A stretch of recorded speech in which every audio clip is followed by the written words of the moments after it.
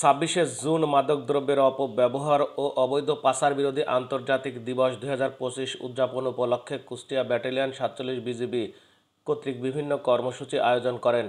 সকাল 10টা থেকে দুপুর 12টা পর্যন্ত border guard public school and কলেজে, বিকাল 3টা থেকে 4:30 পর্যন্ত চর চিলমারি খারিজা থাক মাধ্যমিক বিদ্যালয়ে, সন্ধ্যা 5টা 40 থেকে 6টা 55 পর্যন্ত প্রাকপুর মাধ্যমিক বিদ্যালয় মাঠে মাদকদ্রব্যের অপব্যবহার এবং অবৈধ পাচার বিরোধী রচনা প্রতিযোগিতা ও পুরস্কার বিতরণী অনুষ্ঠান হয়।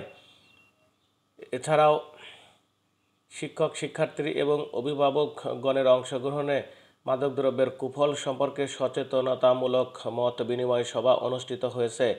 এ সময় উপস্থিত ছিলেন সেক্টর সদর দপ্তরের অতিরিক্ত পরিচালক মেজর মোহাম্মদ শফিকুল ইসলাম ও সহকারী পরিচালক জাকিরুল ইসলাম সহ গণ্যমান্য ব্যক্তিবর্গ, স্থানীয় জনপ্রতিনিধি, শিক্ষক, সাংবাদিক, শিক্ষার্থী এবং জনসাধারণ। প্রতি মাসে, প্রতি সপ্তাহে এটা হওয়ার কথা। এটা না করতে পারার কারণ এটা আমাদের ব্যর্থতা। আমরা নিশ্চিত করতে পারছি না, বাট এটা হবে, এটা হবে।